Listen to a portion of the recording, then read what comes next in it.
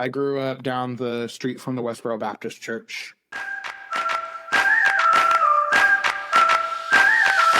Welcome to Teaching While Queer, where we are providing queer folks working in education with a community to feel less alone and unload the burden of identity politics so you can work and live as your authentic self.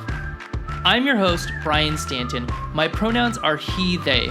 I am a theater pedagogue and educator in New York City, and I am so pleased to have you here. Please enjoy Teaching While Queer. In today's conversation, we will explore the transformative power of personal identity in the classroom. We will learn practical strategies for creating inclusive educational environments, and we will gain insight into navigating challenges as a queer educator, from confronting anti-queer behavior in the shadow of the Westboro Baptist Church to advocating for systemic change. Hi, LiLi. How are you doing today? I'm doing well. How are you, Brian? I am so great. Can you take a second to introduce yourself to everybody who's listening? Yeah, for sure. Thanks again for having me. My name's LiLi Dale. I use she, they pronouns. I am a high school social studies teacher out of Kansas City, Missouri, but currently actually calling in from Topeka, Kansas, my hometown. So you mentioned you're back home in Topeka, and I'm wondering what life was like for you as a queer student growing up. Yeah, that's a really great question. I'm literally calling in from my childhood bedroom, so there's no other better place to answer that question. I want to first off say that I love my hometown. I've been able to create a lot of relationships, particularly with queer people that I've grown up with, people that I didn't know were queer, or we didn't know each other as queer when we were younger, and now have been able to rediscover each other in a different way. So I want to preface with that. And also say growing up in Topeka was a complicated experience, right? I grew up down the street from the Westboro Baptist Church. I literally walked through picket signs with anti-queer, anti-trans, hate speech, and going into middle school, going into elementary school, and into high school too. And they even still protest every Friday afternoon a couple blocks away from my parents' house. And I saw many queer people, or I forged relationships with queer people, and also at the same time was inundated with lots of anti-queer messages about particularly of being at fault for so many things that were outside of my control as a young queer person. I also, as a trans femme, very consistently failed to meet standards of masculinity. And always this idea or threat of violence was really present, even within my close friends or my school environment too. And again, I told you this before our interview started, right? You can take the girl out of Topeka, but you can't take the Topeka out of the girl. I have that very close connection with my hometown. I hold those complicated experiences in both in my heart and also in my own goals for healing, both for myself, but also for my students, and how I provide a classroom experience for them too. I love that. I really do. I think that it's important to recognize that complicated relationships are okay sometimes, and that you have to grow through them. And even if it's with a place or a person, you eventually get to make the choice whether or not you need to disconnect from that. But you also have the choice on whether or not there's something that you needed to learn in that moment. Yeah. And so, I left. So I'm 32 now, and when I graduated from college, I left and I moved to Seattle, Washington for 8 years. And part of that desire to move to a different place was also to move to a more progressive place, a place where I felt like at least queer people were more visible. And that's where I feel like I found my trans community, particularly that I was surrounded by trans people that helped me with the necessary identity development that I feel like is now crucial to my own teaching practice, being able to both come into my own, understand how my identity works and moves throughout a classroom, and also to understand my transness and my queerness is something that's beautiful. That's something that's a point of connection, not necessarily always a point or a locus of trauma too. I loved Seattle, and also I felt the need and the call to come home. I wanted to be closer to some other Midwestern queers and also find my way into the classroom too. absolutely. I love that. I've definitely had my journey where I live completely across the country, but my entire family has spread out.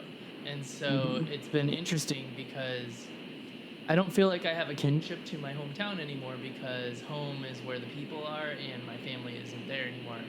So it's an interesting kind of journey as you grow. Your connection with places might become less because it's really about the people. Yeah, I went to Seattle for the first time after a year and a half or 2 years after moving back this past March. And I think you're exactly right. I felt instantly at home again when I was with my chosen family. That it was, of course, I think we've had to work. It's real work to put in a relationship and continue to have that relationship across distance. And I think that overall, the folks in Seattle that I call my chosen family, have done a good job.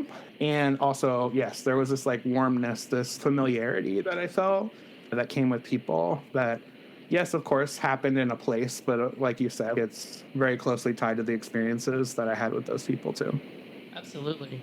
And so, speaking of your experience, you've got this kind of like turbulent upbringing because it's a lot of mixed signals and a lot of walls, particularly from the Westboro Baptist Church. We are responsible for all of the world's problems. And that's got to be heavy as a teenager, right? Speaking about your experiences, you had a turbulent kind of a youth because you've got a lot of mixed signals. And especially with the kind of very heavy conversations that the Westboro Baptist Church was happening, where quite literally everything in the world was our fault. How do you think those experiences inform your work in education? Yeah, like I'm holding that, like I experienced, yes, like a lot of turbulence, a lot of like negative, hateful messaging around queer people, and my teachers were most often where I found comfort and I found support and safety. That as a teacher, and I'm very clear with my students about this, that, I'm constantly trying to work and partner with them to establish a culture of safety within the classroom. Also to understand what happens when that safety is ruptured. And I think to some of my role models when I was younger in high school, I think of Miss Sigler as someone who was there. I literally went into her classroom every day after school, I think just to talk her ear off. She also fostered a love of reading, a love of imagination that's now central to my teaching too. And when I think about who I want to be as a teacher and how that connects to my own education, I think of those role models. Or I have a friend, Shomya, who talks about possibility models or path highlighters, right? So they very much showed what a path could be like for me to both feel safe and to establish a culture of safety within a classroom, to love teaching, to understand how teaching is very hard, but also rewarding. And also what it meant to be an adult that was there for young people that were still figuring out their own identity and what that identity meant for their future at such a big transition point that is high school, that is graduation and beyond. So yeah, like I like to think that as much that like their presence in my life was as impactful, if not way more impactful than the anti-queer messages that I heard and saw from the Westboro Baptist Church, but of course that were solidified in my own socialization around family, around friends, and people within my own educational experience too. The idea of choice, I want to live a choiceful life. What I want for my students is for them to live a life full of choices, because so many times, like, oppression steals those choices from us and from them. And so when I think about queerness and transness, again, it's like very much rooted in choice, that it's rooted in being able to live beyond and see beyond supremacy, see beyond binaries, that there are many choices that are abundant to us. And that is the core of, again, like I said, what I want for myself and for my students. But when I'm thinking about how I design curriculum, how I think about like setting the container that is my classroom, again, choice is at the forefront.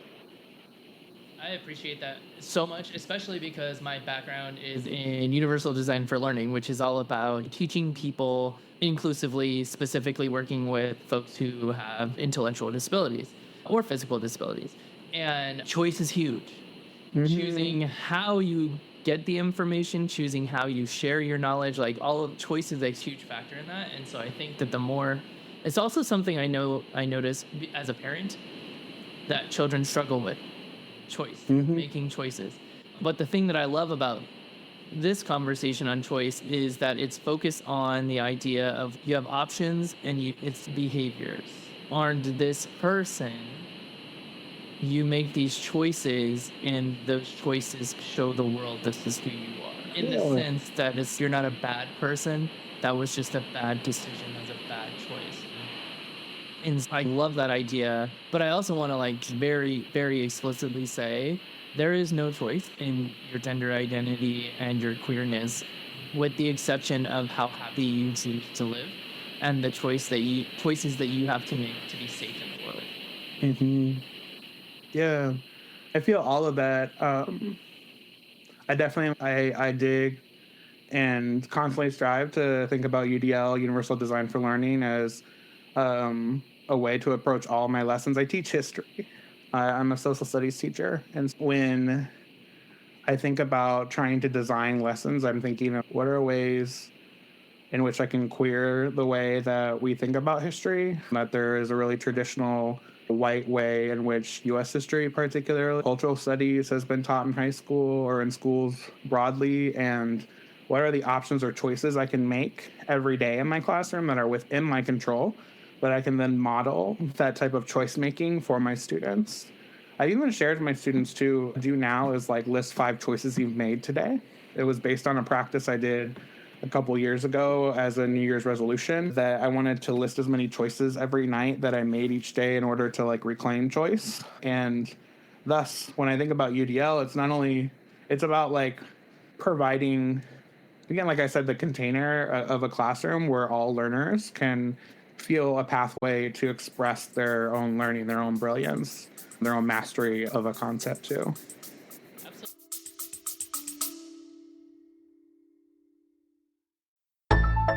I'm Shanna Martin, host of the Tech Tools for Teachers podcast, a part of the Education Podcast Network, just like the show you're listening to now. Shows on the network are individually owned, and opinions expressed may not reflect others. Find other interesting education podcasts at edupodcastnetwork.com.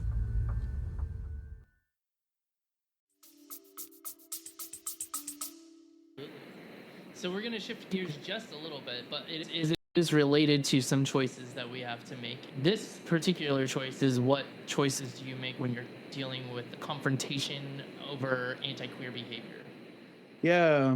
At the beginning of all my classes, I have a very intentional process of creating a set of community agreements. And that process is collaborative. It's in partnership with my students. We actually have a role play activity that it's about getting, I want to say, embodied, right? Get those agreements embodied in ourselves too. And so when I think about confronting anti-queer behavior or disrespect or even harm in my classroom, the community agreements that my students and I have created together are always the baseline of what guides my approach and my response. That kind of behavior does not have a place in my classroom. I also understand that it comes from the same types of upper level societal messages that are reinforced throughout education. And I do not believe that one action, one moment should define my relationship with a student, or should define that student's person or humanity in my classroom too. So I say all that to say is that community and collaboration and creating those agreements is necessary. Also coming at it from me as an abolitionist, that I come at it from a way of this is an opportunity for both learning and transformation for that student, for me as a teacher, as well as for the other students that are inevitably impacted by either witnessing or experiencing what happened. I say all that to say in that for me, it's a really straightforward disruption of it and a redirect back into our purpose or back into our community agreements together.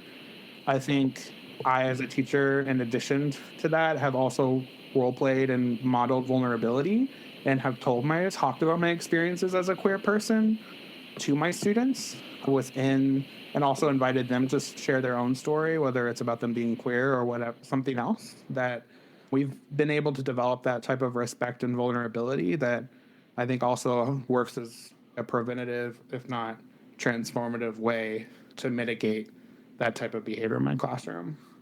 So, for example, I asked my students once, as a open do now question, I asked them to talk to me about a time in which they had experienced or saw injustice. And I had a queer student, share that they had been had experienced anti-queer behavior in their hometown. And I took a moment and I said, to the student and in front of all my other students too, I was like, I'm so sorry that happened. That's happened to me too. But I want to let you know that neither of us deserved for that to happen to us. And also everyone in this classroom deserves to feel safe too. And I don't know, I think I get chills thinking about that because that was just a really profound experience as an older queer person, someone who probably unfortunately qualifies as an elder within community because of my age, and being able to directly talk back to a student to say, hey, no, I'm so sorry that happened. You didn't deserve that. And also we're here now and we're creating a safe place for you to be able to share that too. Absolutely. I love that modeling of behavior. And it's also a lot of what you've just said goes back to choice as well. When you talk about community agreements, you're giving your students the choice to help create the culture in the classroom. And that's what makes community agreements so impactful, because they are the ones who are specifically making these agreements. They're the ones who are coming up with the words. They're the ones who are coming up with the concepts. And because you're giving them that choice, it makes it more powerful. Yeah. I'll share another quick example. And again, I think it might not feel directly connected to my queer identity as a teacher, but again, it goes back to choice as being innately queer as something that I'm trying to provide for my students, regardless of the identities that they're holding at the moment. And I teach high school, and I had an AP class that across my two sections, a great deal of them had used AI to complete an assignment. And as a teacher, I was really frustrated that I had offered them choice. And actually, we had watched a pretty rad documentary. It's called High on the Hog on Netflix. It's very much about how West African cuisine helped shape African American cuisine in the United States, which then inherently is the foundation of all U.S. cuisine, or what we think of it now. I'd given them choices. I'd given them multiple ways to engage with the content, and then they ended up using AI. And in the initial moment, I felt disappointed, but again, I felt like I needed to turn towards this type of conflict and behavior in my classroom, and I ended up in a conversation with them. I read them the stats of how many people had used AI. Using an AI detector, I was able to detect across different platforms the percentage likelihood that it was created by a computer. And then I asked them, I said, let's do a turn and talk with your table. 2 minutes, tell me why you're in this class. They shared out, and then I gave them the expo marker, and I was just I want you all to come up with your own agreements around AI use, what's acceptable, what's not. Then also, I want you all to think about what are the consequences. And there was a wide range. Some people were you should publicly shame your students who are using AI. This is coming from their peers. Other folks were you should just let them redo it, right? Throughout this conversation, I realized it wasn't because my kids were lazy, right? There was it was more so a question of, did they have the stamina to do the type of rigorous writing that I had put into my expectations? Or did they also, one student was I don't have college level writing, and that's why I rely on AI. And I was baby, that's why we're in here, is to be able to develop. The expectation is not that you have college level writing here. And so the next class, I gathered up all of their feedback. I took a picture of it and put it on our Canvas website. And after that, I came to them with a proposal. I was here's our new classroom AI policy. This is based off of what you all said, as well as my own feedback onto it too, what's within my own constraints. And they voted on it and approved it. and that became the standard. And I think when we think about choice, we have to also make sure that it feels meaningful, that we're thinking about choice in different venues. When we think about choice within UDL, we're thinking about how are they showing their learning. We're thinking about process changes, etc. For me, that story is inherently about coming to the classroom as a queer person who can see beyond they used AI, that's right or wrong, and more approach it with some humanity and try to really diagnose what's the root cause of these types of behaviors, because behind every behavior is likely a statement of a need. Absolutely. Behind every behavior is likely a statement of a need. Exactly that. That's a throw out to a friend and person I met this summer. Their name is May, a new teacher in Kansas City. And they said that behind behind every behavior is likely a statement of a need. And it blew my mind a little bit. It's so factual, and I think that I've probably read iterations of it, but it's such concise wording. Yeah, throw out to you, May. Thank you. So let's talk a little bit about authenticity at work. What advice would you give to someone who's in the queer community who's concerned about being their authentic self at work? Yeah, I want to first off and say that concern is real. I had an experience, and this wasn't in the classroom. This was in a past job, and where I had a boss directly confront me and say that I dressed too effeminately for the workplace. They even took me shopping because they wanted to physically choose out the clothes that would help me fit into the culture. And then ultimately, when I was up for an actual permanent hire, I didn't get the job. And so I say all that to say is that fear of presentation for me is a real fear. And I know that it comes with potentially heavy costs because I've experienced that. And at the same time, I told my principal when she hired me, I was like, my students call me Teacher Lee. And I told my principal, I was like, you're always going to get Teacher Lee. And I've told other trans teachers that I've spoken and connected with, I was like, I'm always going to show up. No matter what I'm wearing, I'm always going to show up and be me. And I think my advice for other queer and trans educators is, it's so hard. I know that there's just not perfect advice, but I think is to, again, hold who you are at the center of yourself. Never forget that. No matter what other folks and messages you're that you're having to experience. I also, part of me says, do what you need to do to survive. And also understand that there are people that are on your side, that there are people in your building, whether they're queer or not. I found a lot of solidarity with other educators in my building who are not queer, but again, knowing that there are intersections of our own interests and our own values that, I think I've been able to find a lot of courage and hope and connections with other people in my building, even when things don't seem right, too. I wish I had a more definitive answer, but so much of it is conditional on the classroom and the school that you're in. I also know that my students see me, my queer students see me, and that's really important. That my students have told me that they've never had a trans teacher, a non-binary teacher, someone who's openly a non-binary femme, and those experiences like the story I told you in which I was able to also say, I'm so sorry that something like this happened to you. Those are really important moments in not only my own development as a teacher, but also my own students' socialization. They're at this point where it's very necessary for them to hear that those stories, the storyline in which they're set up for violence, they're set up for failure, that there are other possibilities. Absolutely. And I wouldn't worry at all about not having a definitive answer, because the beauty of this show is that everybody answers that question. And so now there's a library of advice, and it ranges. I've had people on here who are like, I'm not out at work. And if you don't feel safe, then don't do that. And then other people who are like, I'm out and proud, and authenticity is so important that I feel like I have to be loud about who I am so that people know that I'm there and they see the representation. The advice varies, and the great thing is that every bit of it is important.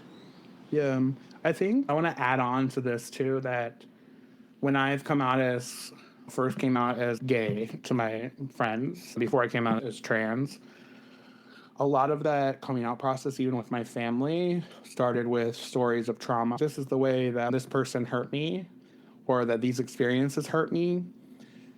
And when I came out as trans several years later, it felt very different. It felt like I wanted to approach coming out in this way that felt like an invitation, that transness and my transness and being in a relationship with a trans person is an invitation to be in a relationship that's trusting, that is What I'm saying is that I'm out at work, and also when I approach my coworkers and my students, it's an invitation to, I don't know, be in a deeper, more authentic relationship with me. That you don't have to, and this is me, but you don't have to get my pronouns right, but you do have to care that for my safety, that I also get things wrong too. And I'm also growing and in transformation. And so when I think about finding relationships or trying to foster relationships with people at work, so much of it again is being open to maybe being in a relationship with the person that you didn't think you would be in relationship with too. We've spent some time talking about your experiences in education and working with your students. I'm curious what you think the education community can do to be more inclusive of queer people. Yeah, hire us. I went through the hiring process to find a job, a teaching job, and a lot of the feedback I got was like definitely coded in ways that felt anti-queer, that felt transmisogynistic, that messages around me not fitting into the culture of their school. And I received a lot of feedback in my life, and I'm very open to feedback. And I see myself as someone who likes to help jump in and build culture with teams and with people. And that was just a somewhat harrowing process. I thought, am I meant to be in the classroom? Because I couldn't find someone that was willing to hire me, because for some reason I felt like a risky hire. And it didn't matter what kind of prior knowledge and experiences, my own teaching expertise, my knowledge of UDL, my knowledge of culturally responsive teaching strategies, it didn't matter. And so I think that this is, again, an invitation for the broader education community to see queer and trans, particularly like queer and trans folks of color in education, as talent that can't be overseen, that there's so much opportunity and possibility in the way that queer and trans educators approach their classroom, and that the risk involved here is risking losing an incredible, extraordinary teacher. And yeah, I mean, it's just actually hire us, make sure that we have the material conditions to make it in as teachers, as teacher leaders, as anti-racist teacher leaders that are trying to transform classrooms and also, of course, transform students' lives. Yeah, absolutely. I think that's fantastic. And it's a bit of advice that we haven't heard yet. And I think that's so needed, because the hiring process is already daunting enough. The fact that your identity could have some sort of bearing on your ability to do your job is wild to me. I have people who criticize this podcast because they don't understand why teaching while queer needs to exist, because what does your identity have to do with your job as a teacher? And I said exactly that. What does my identity have to do with my job as a teacher? It has nothing to do with it, and yet we are being persecuted, we are being fired, we are being doxxed, we are being attacked by people for merely being open about our identity and doing our job. Mm-hmm. So it's funny when I get that question, because I'm like, I need you to answer it for me, because Right. I don't know why it is. Right. I think, yeah, it's sad. It comes down to just like being afraid of difference. And when at the core of when we think about like good educational practice, it's understanding and valuing differences, because differences tell us more information than not. Absolutely. We are getting to our last question. This is our Ask a Queer Educator question. And today's question comes from Frank in Texas. Frank asks, what is one thing you wish you knew when you were first starting your career that you know now? There's so many things. Of course, I'm going to name off a couple. Of course, that my transness, my queerness is something that's beautiful, that it's an invitation into something greater, a bigger possibility or plethora of possibilities. I think to Black feminist science fiction writers like Octavia Butler, who teaches us that organizing for social change, and for me, when I think of creating liberatory classrooms, that is now science fiction work. It doesn't exist yet. And when I'm thinking about who I am as a teacher, accepting that idea of science fiction and not being afraid to take risks and to explore those possibilities, that for me is really important. I think it's also important for me to say that it's okay to change your mind about what you want to do with your life.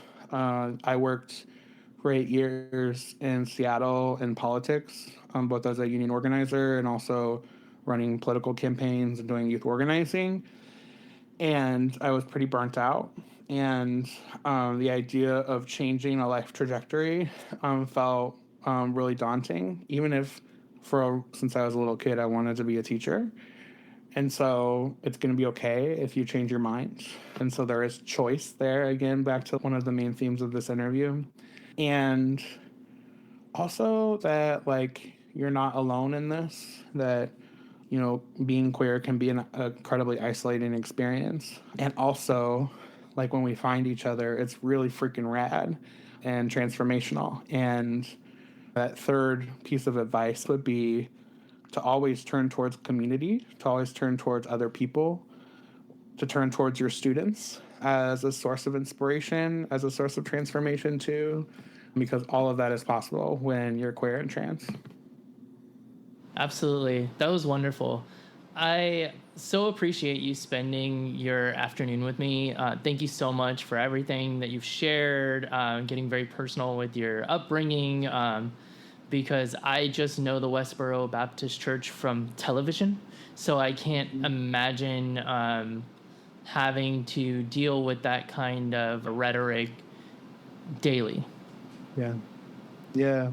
Thank you. I appreciate the opportunity. I think, again, turning towards each other is so important, and that's what this podcast is doing, is allowing us to turn towards each other and share lessons. And I wish there was a way to quantify the impact that it can have on our students too, when we start to share these brilliant lessons that we all have living in our bodies. All the good stuff is not quantifiable, in my opinion.